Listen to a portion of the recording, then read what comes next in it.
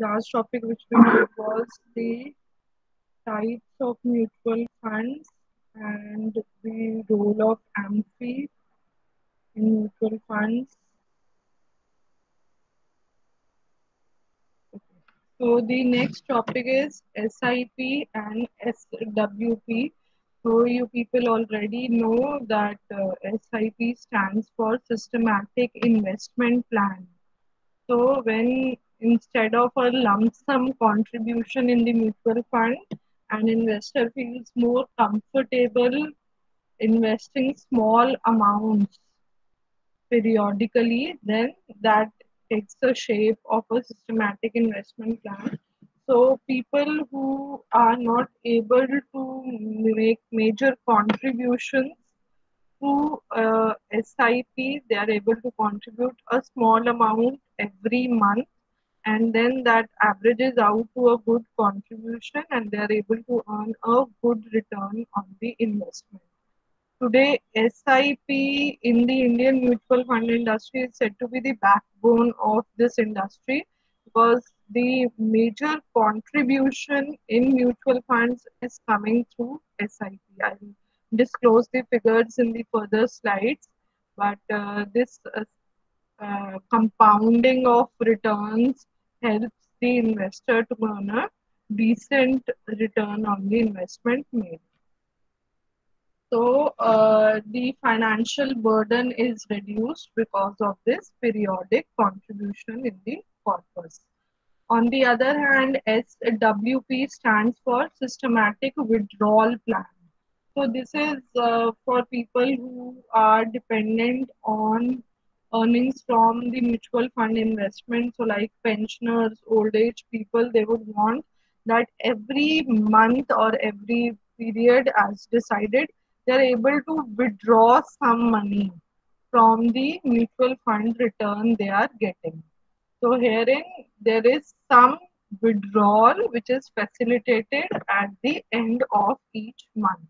Now, withdrawal is not for the amount invested, but it is for the return you are earning on the amount invested. So your amount invested remains intact, but जो भी आपको dividend return आ रहा है या जो भी holding period return है, जो भी कैपिटल एप्रिसिएशन हो रही है, that can be withdrawn through a SWP plan.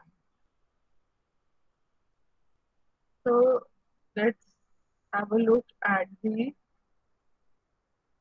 difference between the two.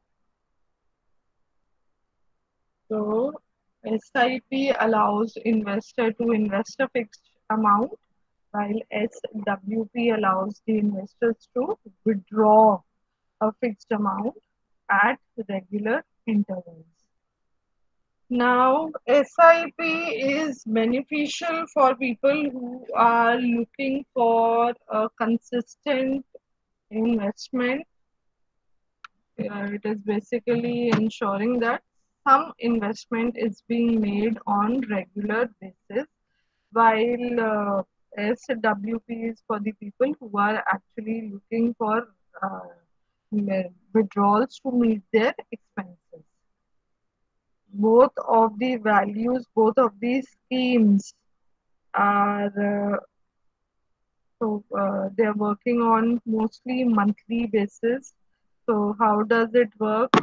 All of you must be having an idea. You link your bank account, generally the salary account, your savings account, with the this mutual fund scheme, and then periodically, generally at the end or starting of the month, the amount is automatically debited in case of SIP, and it will be credited in case of SW.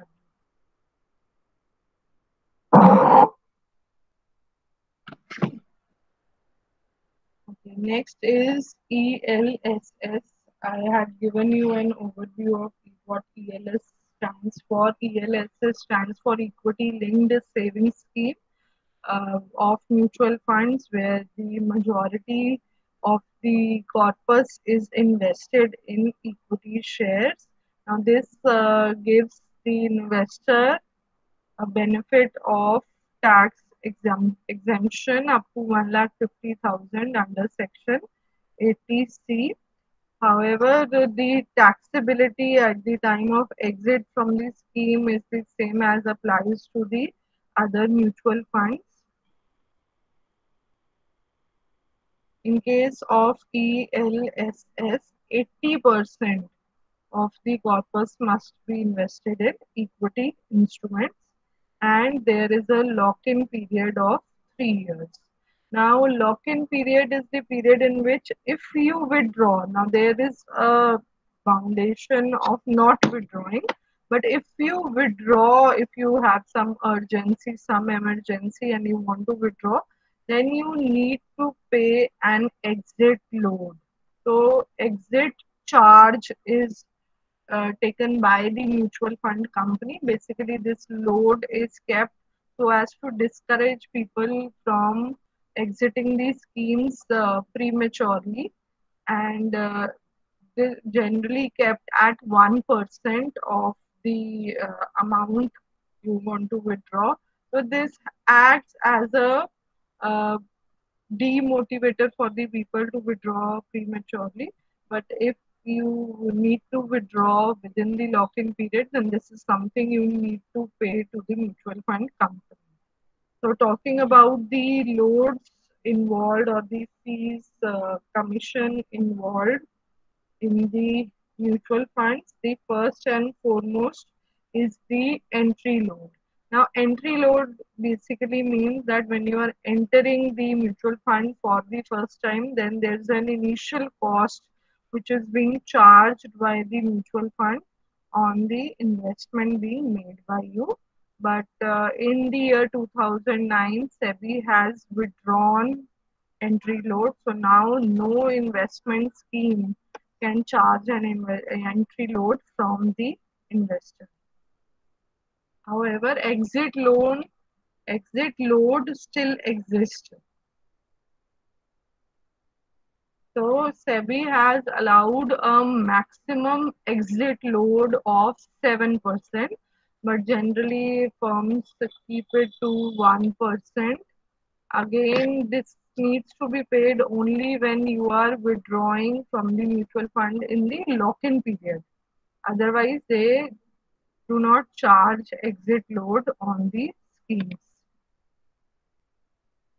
Then expense ratio we have done practically as told already. This is basically all expenses involved in running the mutual fund, marketing, distribution, and administration of the mutual funds.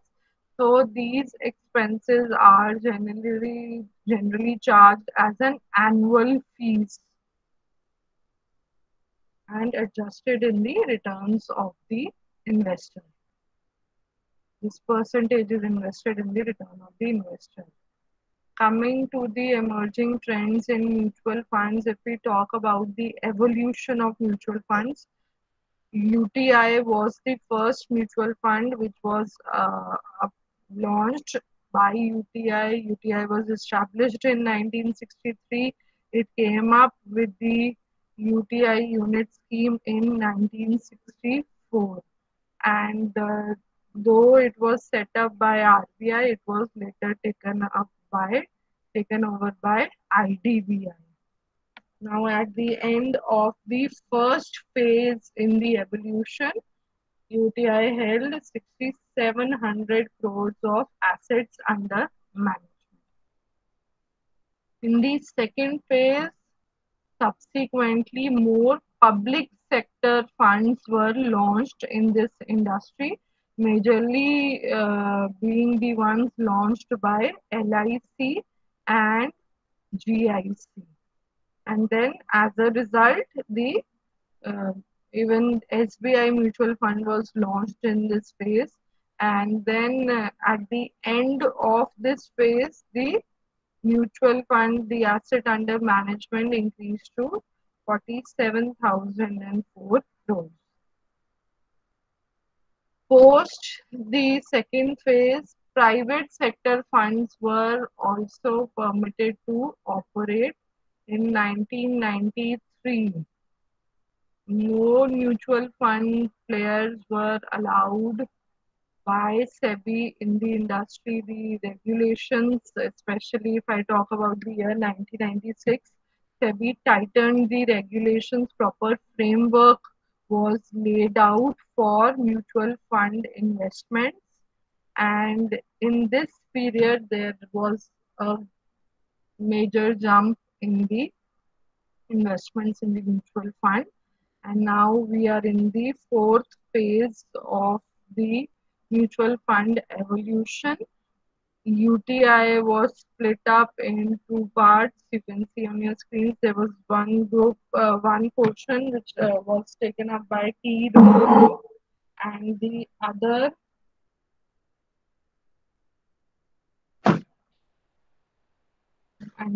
was set up as the UTI mutual fund with the joint ownership of SBI, PNB, Bank of Baroda, and LIC.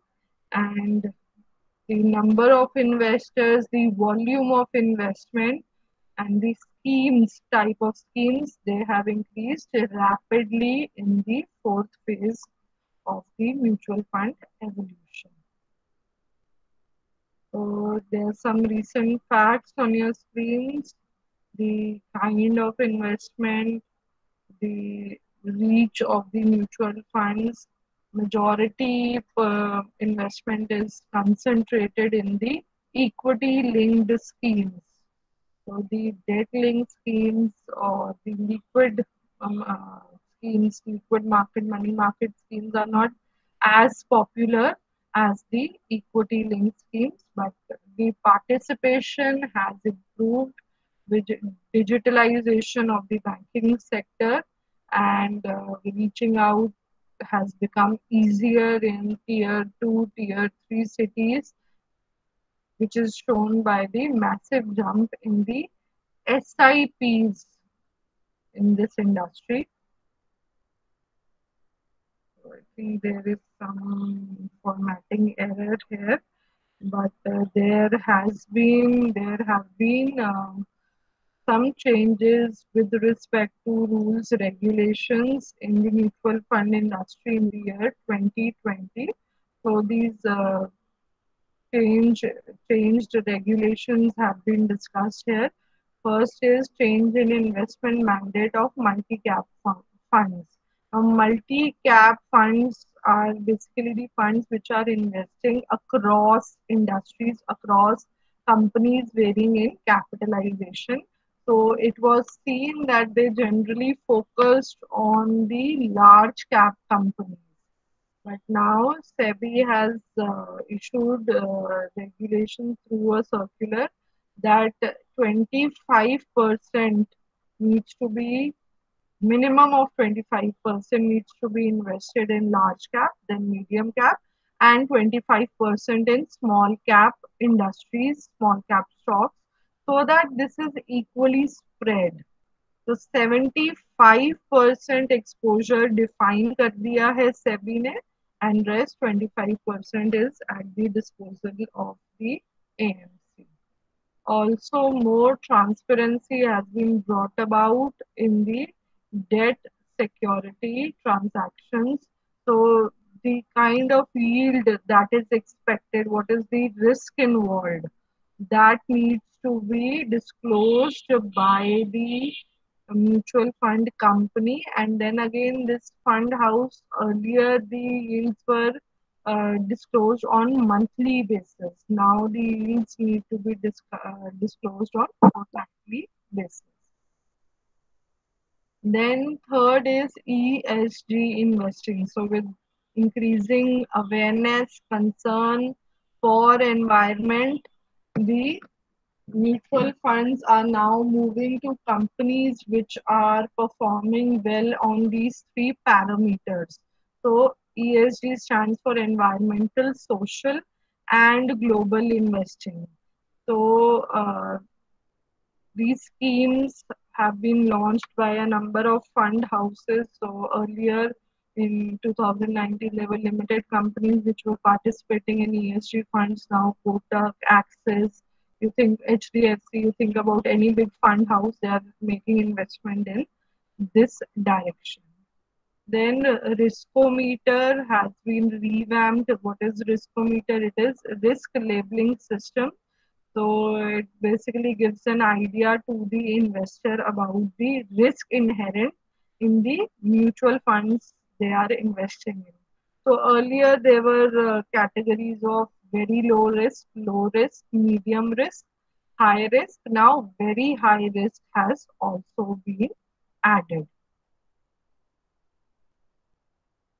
Coming to the last topic in this unit, mutual funds and investor protection. So the main regulatory authority in the mutual funds is SEBI. SEBI formally formulated, revamped the mutual fund regulations, strict जो करी थी regulations tighten करी थी, that was in the year 1996.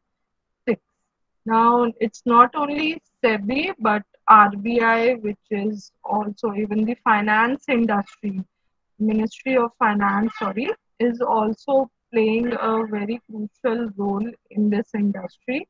So if uh, the any of the fund houses has any appeal against the rule given by SEBI, the ruling given by SEBI, then they approach the Ministry of Finance also. Again, if a mutual fund is announcing a guaranteed return scheme, then they need to take approval from RBI for the same. So Ministry of Finance acts as a supervisor to both RBI and SEBI, and it is also an appellate authority. Appellate authority is where you can make appeal against the SEBI rulings. AMFI as a supporting organization was launched in the year 1995. It is a NPO, non-profit organization, and it is facilitating SEBI in running the mutual fund industry. And in return, SEBI has asked all the mutual funds that all players in the mutual fund industry, be it the fund houses, be it these brokers, intermediaries, they all need certification from AMFI to operate in this industry. So with this, the second unit is over. If there are any questions, please ask.